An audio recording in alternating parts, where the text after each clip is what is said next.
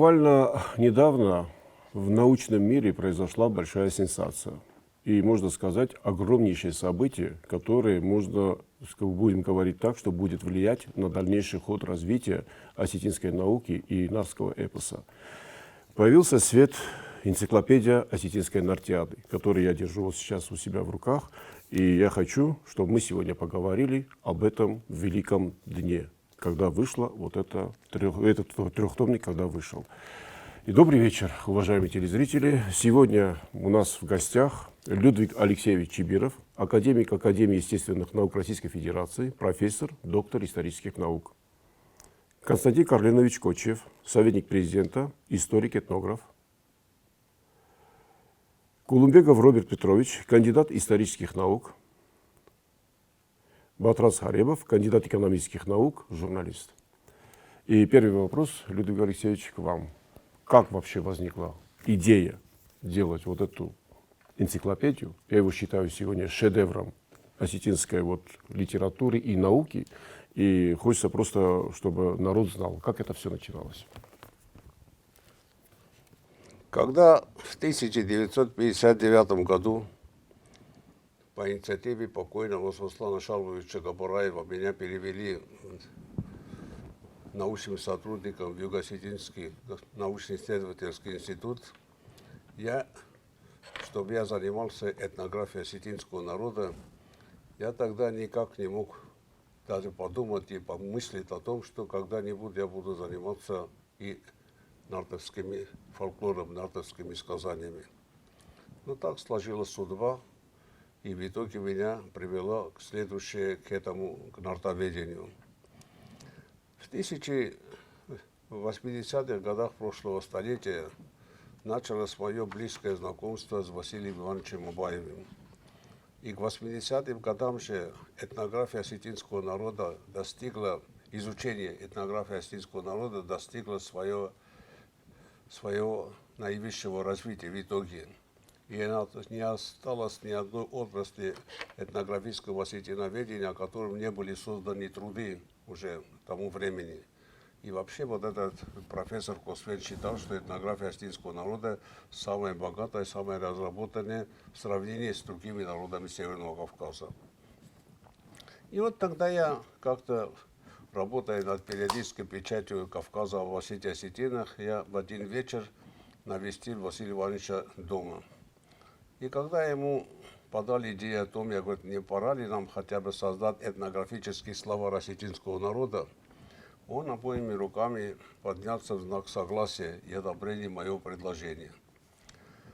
Когда я закончил срок своего президентства в 2001 году и начал работать в Северо-Осетинском институте гуманитарных и социальных исследований, мне предлагали различные темы для исследования, но я их поблагодарил и сказал, что спасибо вам большое, есть у меня тема, над чем мне придется работать. Я взялся за этого историка фольклорно-этнографическую энциклопедию осетинского народа. Сперва мы его планировали как словарь в итоге, но потом в ходе работы материал оказался настолько объемным, что мы его сделали энциклопедией. И для удобства обычно большие сложные названия книги не котируются. И выбросили фольклорно-этнографическую, и стала называться энциклопедия Осетинская этнографическая энциклопедия. Она явилась первой такой книгой. Я начал работать над ней в 2001 году и закончил где-то в 2010-2011 годах в итоге.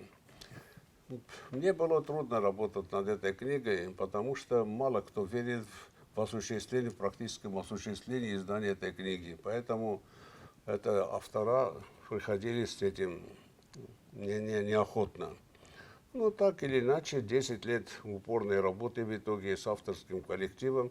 И в 2012 году уже книга была фактически подготовлена к изданию.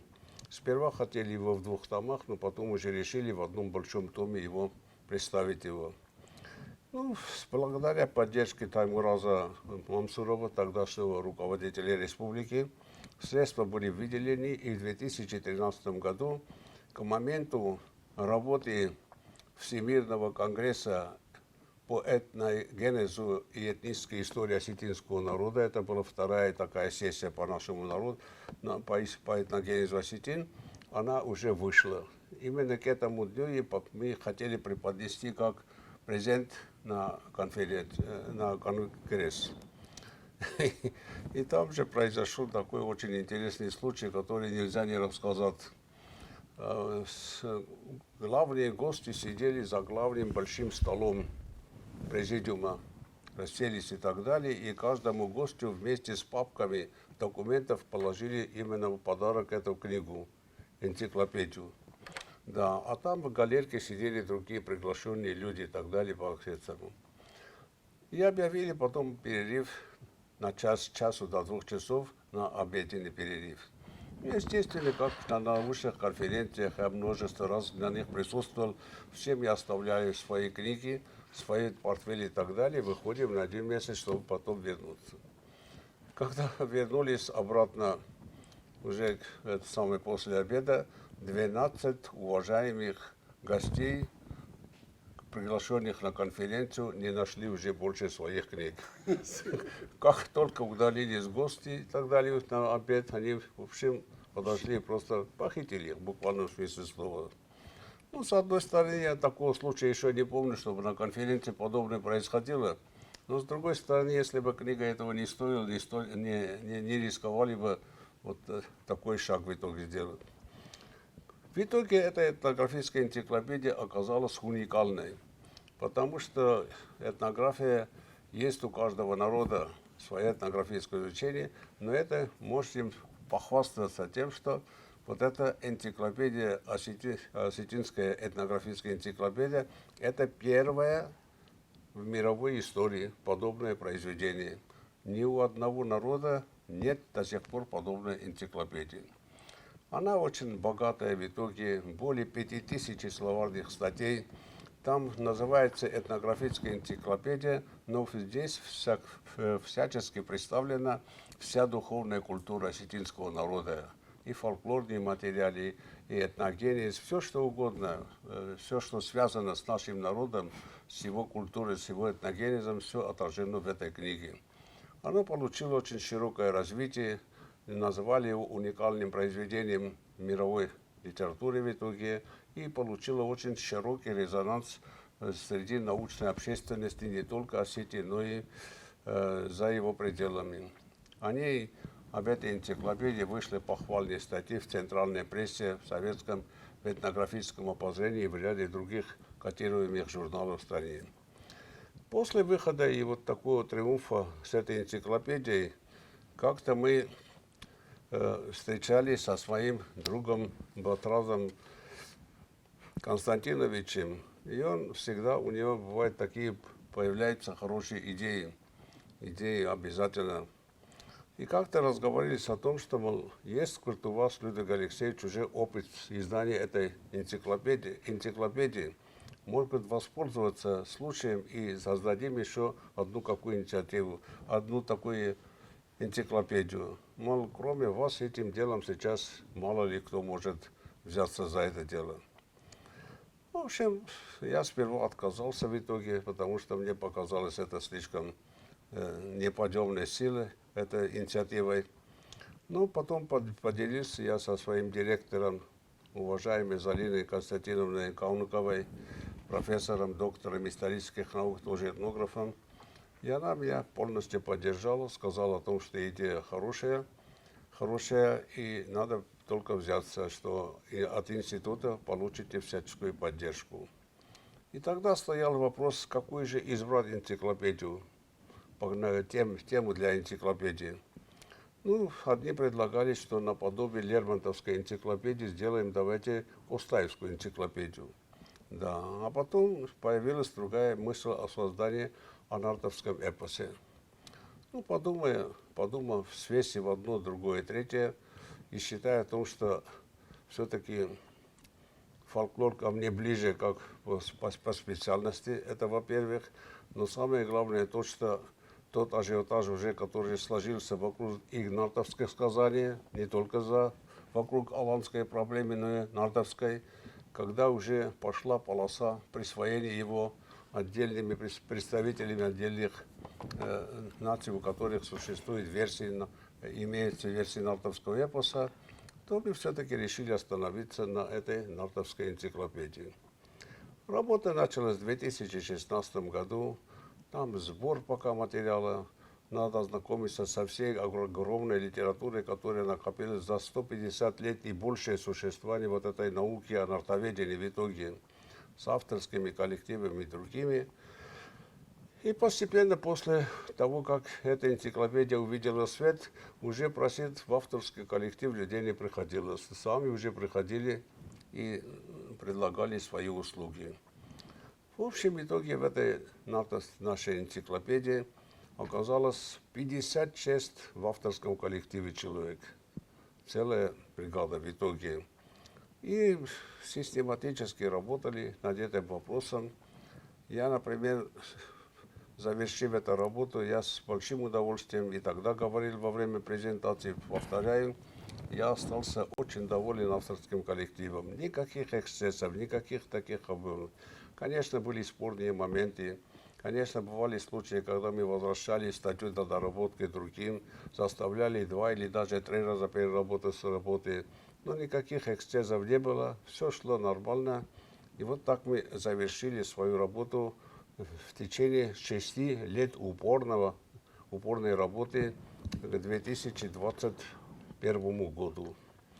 Провели вот тщательное редактирование, даже три раза провели. Первое редактирование, второе, потом третье, чтобы все-таки ничего такого мы не пропустили или никаких таких претензий к этой энциклопедии не было.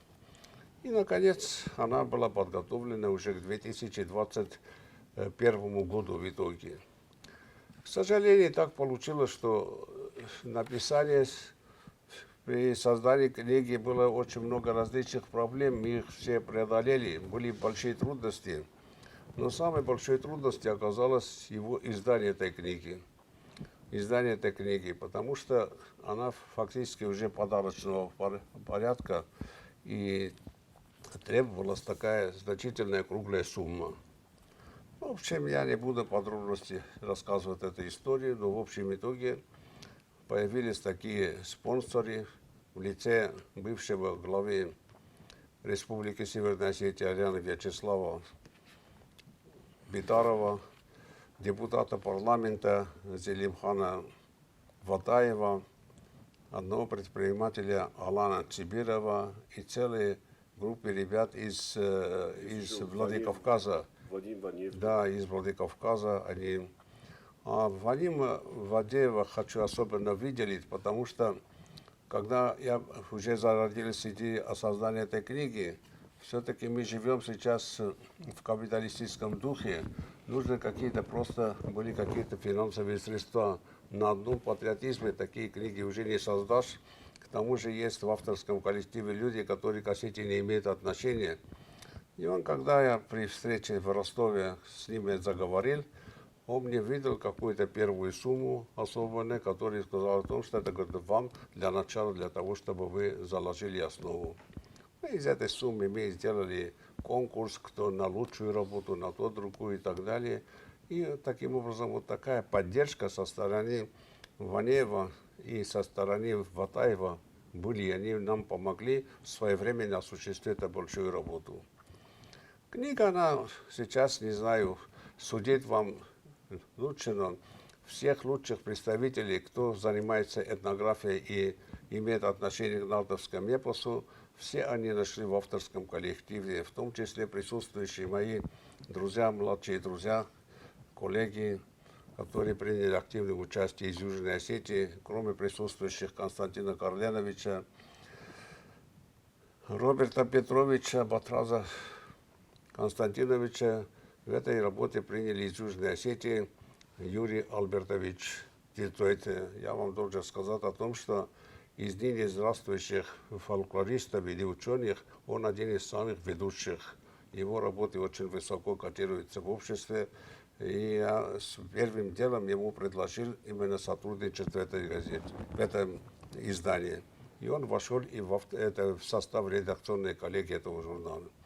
Кроме того, здесь, естественно, в материале хорошо представлена Абаева Зара Владимировна. Она у нас один из ведущих нартоведов. У нее очень много солидных и серьезных трудов по нартовскому эпосу, в особенности о нартовской сатане, о женских образах и так далее.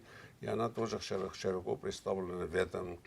Могу назвать и Миру Владимировну Цховребову. Она тоже вошла в авторский коллектив. В общем, здесь много такого интересного. Я должен вам сказать о том, что ничего существенного, что имеет отношение к нартовскому эпосу, мы не пропустили.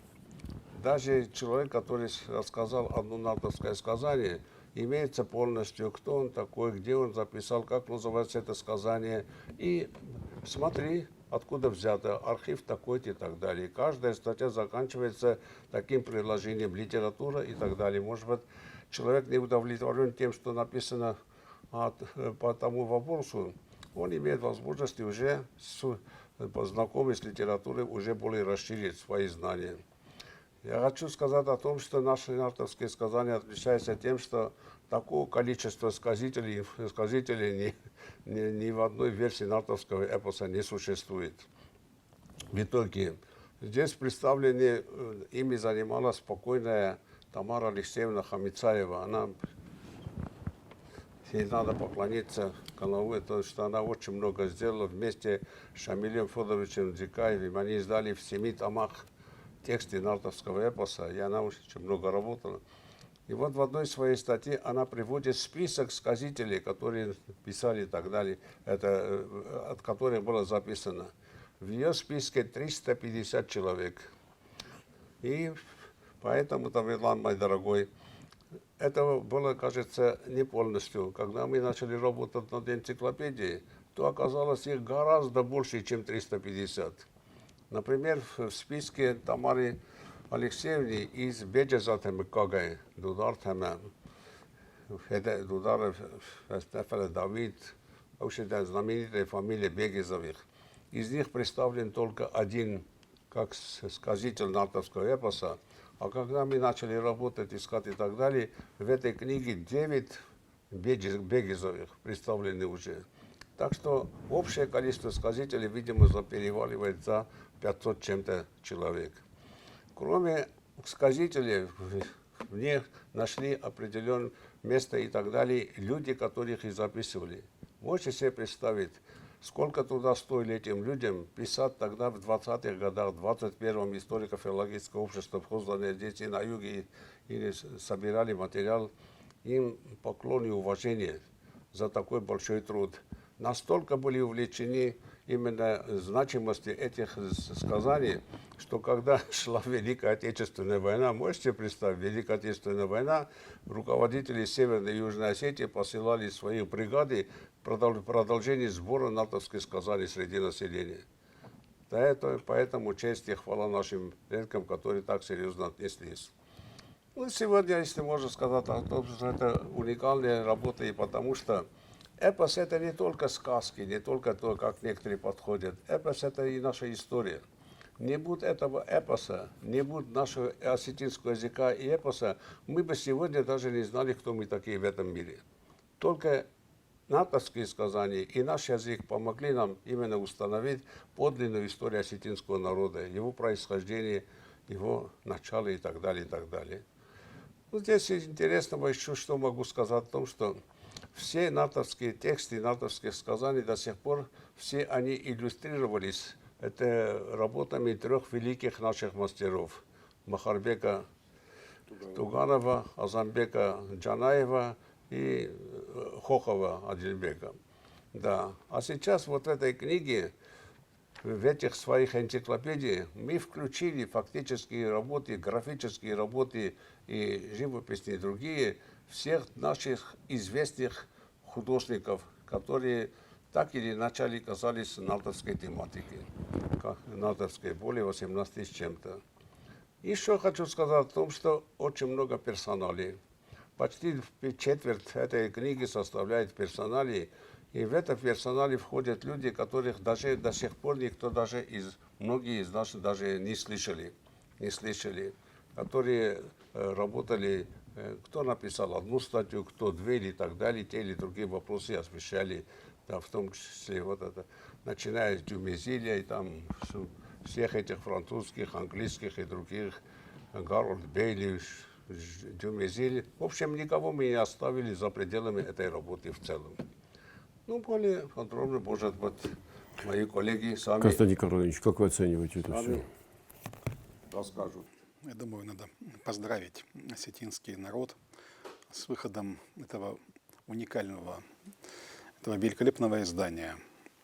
Это очень большое событие не только для осетинской науки национальной, но и гораздо шире. Это для мировой науки очень значимое событие. Нартовские сказания — это совершенно удивительный пласт нашей культуры, значимость которого она была видна уже тем, кто впервые взялся изучать нартовские сказания. Когда Всеволод Федорович Миллер начал работать с нартовскими текстами, и вышли в свет его первые публикации, посвященные Нартиаде, было видно, какое колоссальное значение имеют эти сказания, которые дошли, к счастью, до XIX и даже XX столетия. Дюмезиль — это величайший, наверное, специалист, не только компаративист, но и фольклорист, который работал с многими десятками, наверное, традиций евразийских. Он очень высоко оценил осетинские нартовские сказания и отдал безусловный приоритет именно осетинским текстам. За более чем 150 лет изучения нартовского эпоса накопилась очень большая масса литературы. Это и очень такие фундаментальные монографии Дюмезиля, работы Миллера, Анабаева и много статей известных и менее известных ученых, разбросанных по массе сборников, журналов, разных изданий, даже найти которые является очень сложной задачей. И уже даже не просто было бы, наверное, ориентироваться людям, которые знакомятся впервые с нартовским эпосом, с его изучением, вот в этом море литературы. Энциклопедия осетинской Нартиады — это такой компендиум, который сводит воедино вот тот колоссальный опыт исследования, те наработки, которые были сделаны, показывает детали, которые бывает необходимо найти, скажем, исследователю, чтобы глубже понять, глубже разобраться в нюансах осетинского эпоса. Надо понимать, что осетинский эпос, он возник ведь не вчера, это очень древняя литература, это сказания, восходящие ко времени, наверное, индоевропейской древности. То есть порядка 3-4 тысяч лет тому назад появилось ядро нартовского эпоса. И с тех пор эпос, осетинский нартовский эпос сохранил не только это вот древнейшее ядро, но и следы контактов осетин с другими народами, сохранил древнее мировоззрение предков не только осетин, но и других индоевропейских народов, обычаи, пласты мифологии, то есть всю картину исторической жизни и культуры всех этих различных племен. Надо сказать, что примерно похожая картина была, наверное, в прошлом и у других народов. Это и древние греки, и римляне, древние индийцы, славяне, германцы, кельты, то есть все индоевропейские народы. Но в такой полноте древний эпос сохранился, наверное, только у осетин до буквально еще недавнего времени. И Нартиада стоит в одном ряду с такими эпосами, как Одиссея и Илиада Гомера, как древнеиндийские эпосы Махабхарата и Рамаяна, как скандинавский, общегерманский эпос, как многие другие выдающиеся памятники эпического наследия человечества. И благодаря вот этой колоссальной работе, работа сделана на самом деле просто потрясающая. За эти вот несколько лет труда над энциклопедией были написаны многие сотни статей. То есть не только подвели итоги, значит, но и продвинули очень сильно работу по нартоведению. Появилось много новых исследователей, ученых, которые нашли для себя эту вот сферу науки, нартоведения. Так что отряд, вот, который с этим работал, он пополнился. Да. И сегодня уже можно сказать, что осетинское нартоведение занимает очень передовые позиции не только на Кавказе, но, наверное, и в мире в отношении исследования древней мифологии, культуры, эпоса, в общем, всего, что касается исследования эпических произведений. Без сомнения, это колоссальный труд, достойный величайшего уважения.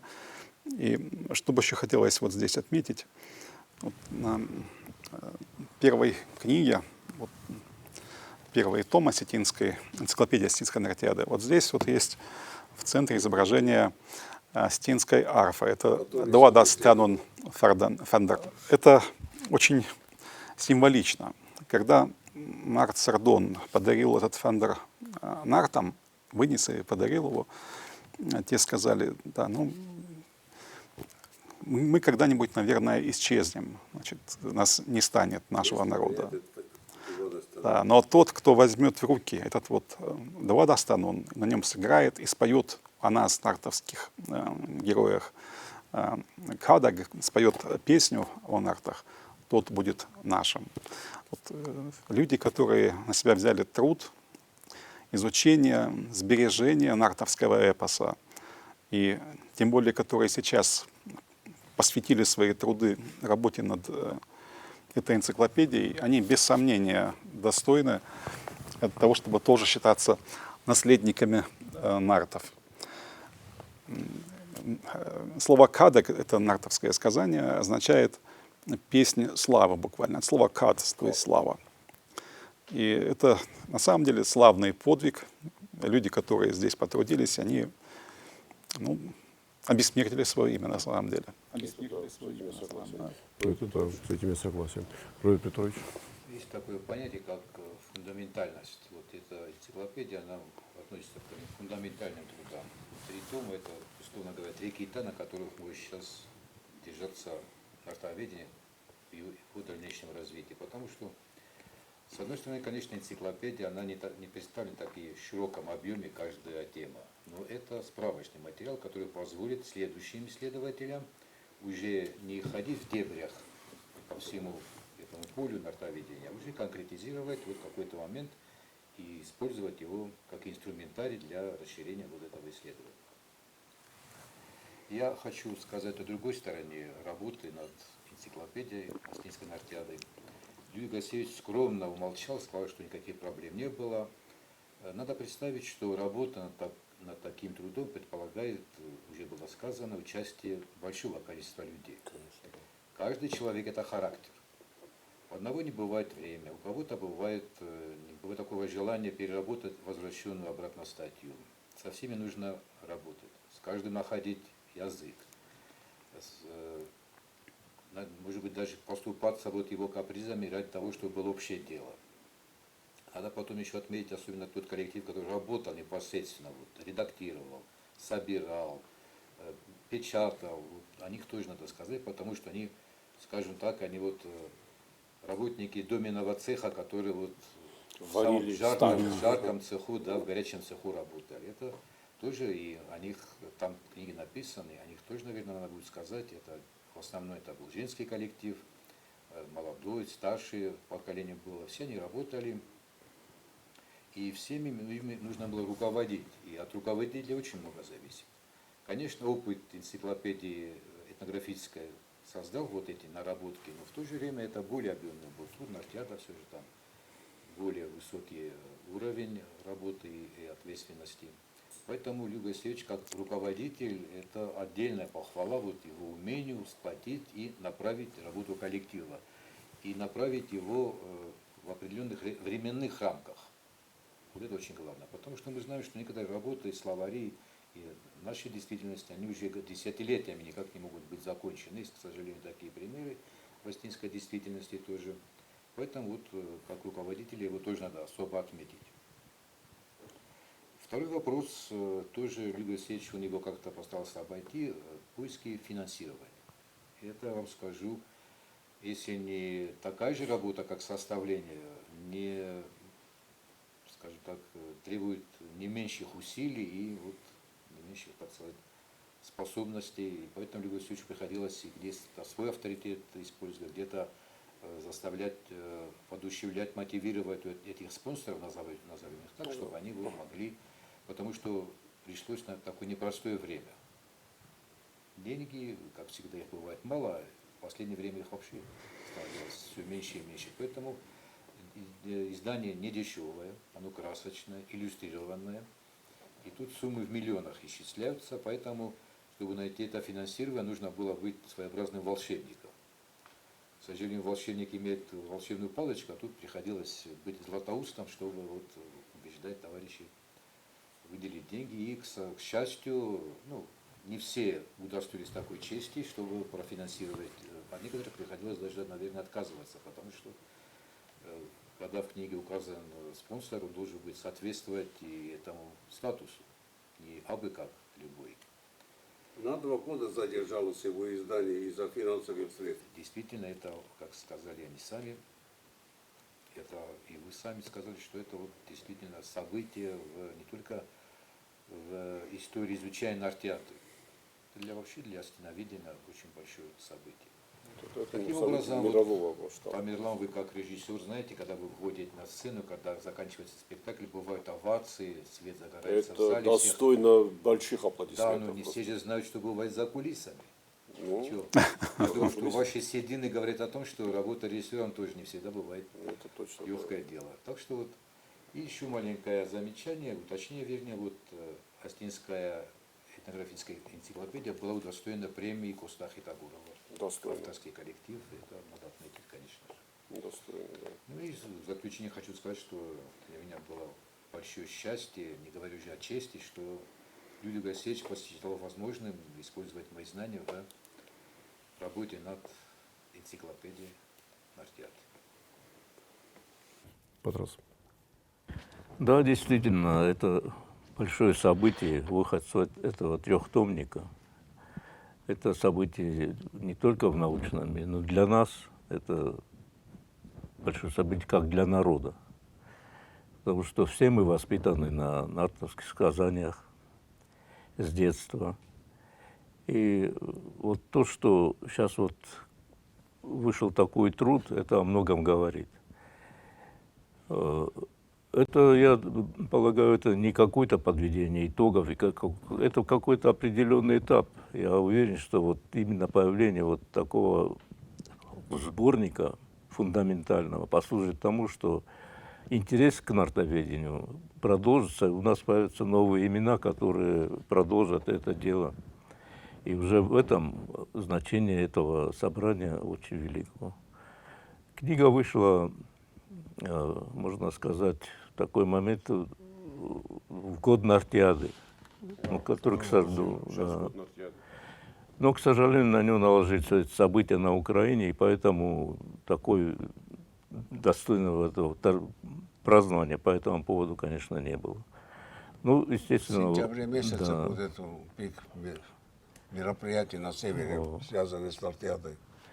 Вот. Ну, конечно, уже презентация этой книги состоялась в Северной Осетии, причем прошла она очень, надо сказать, это, лично я на многих присутствовал в презентациях, но такое я еще не видел. Такой. По своему представительству и по своему оформлению, по тому вниманию, которое это было оказано к этому. Ну, должен сказать, что авторы этого собрания, это, конечно, прежде всего филологи, этнографы, фольклористы. И можно так сказать, что я на этот проект попал, можно сказать, случайно. Когда Людвиг Алексеевич перестал быть у нас президентом и полностью вернулся в науку, он начал писать книгу о своем президентском нахождении. Вот то, что происходило тогда в Южной Осетии, с кем он встречался, какие документы были приняты. Это была большая работа, большой труд. Ну, поскольку он человек такой системный, он все время все собирает, вот это все у него, как говорится, все у него на памяти, но все-таки какие-то моменты у него возникли вопросы каким-то. И он попросил меня прочесть какой-то отрывок из этих воспоминаний своих. И когда я просмотрел, то я какие-то поправки внес, а потом вспомнил еще какие-то моменты, которые не вошли почему-то в книгу. И вместо какого-то, часа 3 или больше мы просидели и поработали. И вот оценка Людвига Алексеевича, не знаю, как он обычно хвалить не любит особо, но он сказал, вот это работа, вот вся эта была оценка. И потом тут же предложил мне, вот сейчас, говорит, собирается коллектив для написания энциклопедии, этнографической энциклопедии, и предложил мне поучаствовать. Я сказал, Людвиг Алексеевич, я не этнограф, я никогда этим не занимался.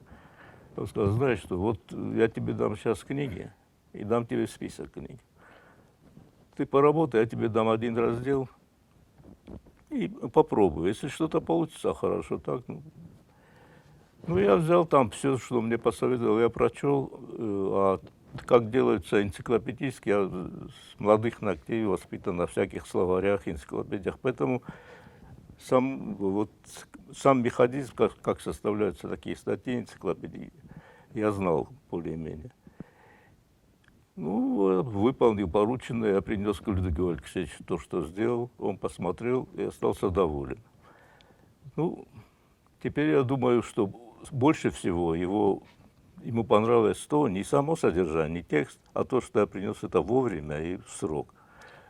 Вот это его больше всего, как говорится, устраивало. Ну и после мне дали другие темы в этом же сборнике. Книга вышла, имела очень большой успех. Вот, как уже говорили, государственную премию КОСТА получила книга. Большой резонанс был в научных кругах. Ну и тогда, когда мы обсуждали с ним, с Людвигом Алексеевичем, я высказал такую идею, что вот коллектив набран. Ну, можно, конечно, сделать паузу, что такое, отдохнуть, но можно вот на гребне вот этого успеха вот начать работу над энциклопедией натовского эпоса. Ну, Людвиг Алексеевич подумал и потом согласился с этой идеей, и работа пошла. Вот. Но я думаю, что если бы вот действительно была сделана какая-то пауза, я не сомневаюсь, что энциклопедия когда-нибудь появилась. Но это было бы попозже по времени, и содержание было бы, я думаю, не такое, как вот сейчас. Ну, как говорится, работа пошла, авторский коллектив пополнился, и Людвиг Алексеевич сам уже говорил, что когда шла работа над энциклопедией, этнографической энциклопедией, то он обращался ко многим специалистам, чтобы они написали тот или иной раздел, ту или иную статью на какую-то тему. И многие не верили в проект и просто отказали. А когда увидели результат, тогда они уже сами стали приходить, предлагать свои услуги. И должен сказать, не всех услуги понадобились уже, потому что пришли новые люди с новыми идеями. И, как говорится, сейчас уже тот авторский коллектив, который здесь представлен, это во многом, можно сказать, близок к оптимальному. Те авторы, которые вот присутствуют здесь. Ну, мы еще до конца не оценили вот всю значимость этой книги. Это вот придет, наверное, когда-нибудь. И до широких кругов она еще тоже не дошла. Даже не все специалисты ее просмотрели, там, изучили и высказались на этот счет. Но это будет, это придет. И надо сказать, что это опять же Людвиг Алексеевич упомянул, что появились новые имена, новые авторы, и которые совершенно иначе вот смотрят на это собрание, на сам эпос. Я вот, когда я с детства читаю этот свод сказочный, и все время что-то для себя нахожу новое. Даже вот сейчас перечитывая что-то новое приходит, и кажется, и хочется вот что-то понять, как-то вот до истоков, докопаться до истоков. И вот это, то, что вот это такой кладезь знаний, такой бездонный колодец, что это привело к тому, что появилось новое у нас научное ответвление, нартоведение. И то, что оно появилось, это большая заслуга Людвига Алексеевича. Надо сказать, что еще во время написания вот работы над трехтомником Людвиг Алексеевич выпустил книгу, фундаментальную монографию о Нартиаде, которая переведена на английский язык. И вот эта книга, и вместе с этим трехтомником, это ответ всем тем, которые вот сейчас начали перетягивать одеяло на себя, говорят, что вот эпос это вот у них зародился, что большая часть это ихняя, и вот что мы у кого-то что-то переняли. Это совсем не так. И вот это является доказательством всего этого. Спасибо. Вот раз у меня, Людвиг Алексеевич, вопрос у меня такой, что вот... Борис Батрат Константинович не только инициатор именно издания этой книги, но один из самых активных авторов, и он входит и в состав редакционной коллегии издания. Так что спасибо за активное участие в работе. Людвиг Алексеевич, тираж этого трехтомника 1000 экземпляров. Немало ли? Такой же вопрос на презентацию поднял Гаглоев Росты. И ему ответили о том, что Алаверди, говорит, вам остальные 1000, говорит, вы поможете, теперь разрешаем вам переиздать его. Вот так. Понимаете, вот издать в 1000 экземпляре этой книги тоже стоило большой крови. Это потому, что дорого обходится в итоге. И поэтому мы решили пока мы издать в таком виде. Ну, видимо, со временем будет дополняться, уже дополнение и так далее. Может, со временем появятся спонсоры, которые его размножат и так далее. Конечно, 1000 экземпляров мало. Ну, посмотрим. Константин Карольевич, Может, появится. есть ли не то, что необходимость вообще, чтобы перевести это все на английский язык, и чтобы это было как бы и в мировом масштабе, чтобы это все прозвучало? Я думаю, это будет неизбежно.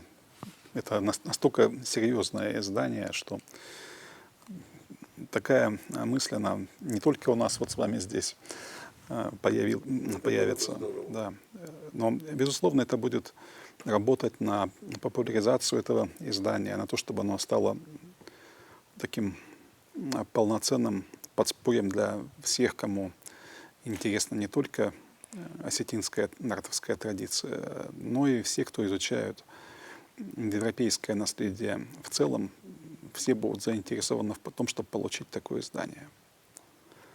Безусловно. Владимир Петрович, переводить его на осетинский язык. Что это необходимо, а вот как нам сделать так, чтобы урок Нартиады был в школах, чтобы хотя бы старшие классы изучали не просто энциклопедию, это был им в помощь, а просто нартовский эпос, чтобы они уже изучали. Ну, нартовский эпос изучают в нашем университете, однозначно, да. Ну, школы это уже решение Министерства образования. Конечно, в каком-то объеме нужно обязательно, потому что там есть основополагающие моменты, которые имеют воспитательный характер, не только образовательный, но и воспитательный. Это, поэтому, наверное, надо вот... Четкий нужен подход к этому. Да. Забрать оттуда. Там Да, все не годится для школы. да. Некоторые вещи, они по возрастному ограничению, да, 18+, 16+, 6+, вот Ну, там хотя бы особенно. общий такой. Это, конечно, это воспитание. Мы забываем о том, чем являлся наш Таскепас для осетин. Это была школа воспитания. Там прописаны все жизненные ситуации, абсолютно все. Отношения мужчины к женщине, старшего к младшему. Мудрость. Все, да, все там есть, даже до эротических моментов, которые вот были познавательны для возмужавших юношей и девушек. Поэтому я думаю, что это необходимо. Даже обязательно, может быть. Батраз, как вы думаете, вот все-таки презентация в Южной Осетии этой книги трехтомника будет? Нужна? Я думаю, что она нужна, конечно. Это, чем больше людей узнают, вернее, скорее узнают о такой книге, и у них появится интерес ее приобрести, ее даже подержать в руках приятно, так она выполнена, с такой любовью она выполнена. Видимо, те, кто ее оформлял, они почитали текст и поняли, какой труд туда вложен, и они сами тоже очень сильно постарались. Ну, надо сказать, что это первая энциклопедия в мире, которая вот эпосу народного. Фактически, вот посмотреть на историю развития осетинского общества, вот, как говорится, беру на себя эту смелость. Вот вышел Ирул Фендеркоста, да, какой-то этап пошел. Потом вышел этимологический словарь осетинского языка Абаева, пошел другой этап развития. Да? И сегодня мы уже видим энциклопедию осетинской нартиады, не говоря уже об осетинском этнографическом энциклопедии в этом плане. То есть идет такой научный, можно сказать, ход истории, который надо не просто поддерживать и сказать, что это остается как бы для научных мужей, которые будут его просто изучать и использовать в своих научных работах, а в дальнейшем развитии как бы самого общества. Потому что каждый, конечно, горд тем, что у него, каждый осетин горд, что у него есть и Коста, и Абаев, и в то же время сегодня мы имеем в лице Людвига Алексеевича ту команду людей, которые просто-напросто создали вот эти, не побоюсь этого слова сказать, но шедевр осетинской науки. Просто вот в этом характере. Людвиг Алексеевич, дальнейшие действия. Ну, есть останавливаться, пока Всевышний позволяет, будем работать над другими вопросами. Давным-давно у меня зародилась идея, когда шла вот эта спекуляция относительно скифов, сарматов, кто их называет тюрками, кто славянами, кто другие. Какие только идеи, в особенности последние 20 лет, не появились. Поэтому давно у меня зародилась идея о том, чтобы провести скифо-осетинские историко-культурные, этнокультурные параллели. Вот сопоставить скифское, осетинское, скифское, осетинское, скифское и так далее. Собрать. Они разбросаны по всем литературным и другим источникам и не производят такого общего впечатления. Поэтому я задумал вот такую книгу. Есть у меня наметки, уже на этом основа заложена и так далее. Если Всевышний позволит, буду работать, чтобы вот эту работу довести до конца. И в области материальной культуры, и в области духовной культуры очень много материалов. Одни похоронные обряды скифов и осетин чего стоят, если даже не обращаться к другим вещам. И поэтому сейчас работаю над этой большой темой. Но во время работы над этой энциклопедией и до этого я как-то обратил внимание на наши взаимоотношения, культурно-исторические взаимоотношения с соседними народами. Да, кстати говоря. И они с Кабардой у нас более или менее существует, и с Карачаевой, Черкесией, и с другими республиками в целом. Но сегодня мы слишком отдалены от Дагестана. И поэтому вот эти историко-культурные взаимоотношения с этой республикой Кавказской у нас очень слабо изучены. Я в свое время провел историко-этнографические параллели, понимаете, Уаци Лаудо Медари, Локтан. И я провел параллели, они проводят в то же самое время, и в смысле все то другое совпадает в итоге. Понятно и так далее. В аварском языке 100 аланизмов. Было время, когда Алания почти 607 века по 13 столетие непосредственно соседствовала с дагестанским правительством, этим государством Сариль и другими элементами северо-западной части Дагестана. Было время, когда они, сааланские и сарильские предводители, женились на своих сестер, чтобы именно установить более или менее близкие династические связи. Через Дагестан проходили, через Дербент пролив проходили эти самые скифи, сарматы. Археологи обнаружили десятки различных именно стоянок, связанных со скифами, сарматами. И особенно были тесные взаимоотношения Алана с аланами. 600 лет – это же немало времени. И поэтому у меня фактически подготовлена книга «Алания, Осетия и Дагестан. Историко-культурное прошлое и настоящее». Из двух разделов состоит прошлая история, и потом уже прибавили современность. Потому что в нынешнее время, в особенности, главная наша задача заключается в том, чтобы восстановить то историческое прошлое, когда вот народы Кавказа жили, понимали друг друга в советское время. Были декады, там фестивали, все что угодно и так далее. Переводили книги друг от друга и так далее. В общем, существовали такие тесные культурные взаимоотношения. Мы все это потеряли в постсоветское время, очень многое потеряли. Сейчас главная задача ученых и Осетии, и всего Кавказа заключается в том, чтобы искать то, что сближает наши народы. А сближающего, несмотря на то, что конфессионально мы разные исповедания и этнически мы тоже не совсем и так далее, гораздо более много общего в культуре, в быту наших народов, нежели то, что нас различает. И поэтому задача всей интеллигенции Кавказа, не только Осетии, в том, чтобы именно обращать внимание и писать о том, что сближало наших народов и что поможет их дальнейшему сближению, чтобы с этим прошлым покончить. Вспомните, что как уже стало, как опозорился Кавказ в последние 30 лет. Возьмите Зарскую трагедию, возьмите Беслановскую трагедию. Кто они совершили? Собственно, кавказцы совершили у себя такие мерзкие события. И древний седой Кавказ, который хвастался всегда своим человечеством, своими традициями и так далее, мы потеряли лицо Кавказа. И с этими трудами и другими мы в какой-то степени поможем восстановлению нашего исторического лица, восстановлению доброй памяти о нашем народе. Так что вот эти два проекта у меня пока на ближайшее время. Простому народу нужно дать понять о том, что называется энциклопедия осетинской нартиады, но это энциклопедия осетинского народа. Потому что осетинская нартиада – это художественная автобиография осетинского народа, художественная автобиография нашего народа.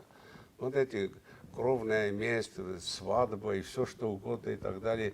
Там имеется статьи, например, моя там статья есть осетино-нартские параллели. Более 35, вот то, что было на Нартах, то, что в Осетии, один к одному повторяется. Таких примеров больше, чем достаточно. Поэтому надо вот с этой точки зрения надо посмотреть, то, что это художественная биография нашего народа в итоге. Все, что связано с осетинской жизнью, бытом и так далее, все нашло отражение в этих книгах. Мы вам признательны за вот этот массивный научный труд. Большое вам спасибо. И просто мы хотим, чтобы это увековечилось в научности, не только в научной среде, но и в общественном сознании, чтобы это была настольная книга в каждом доме.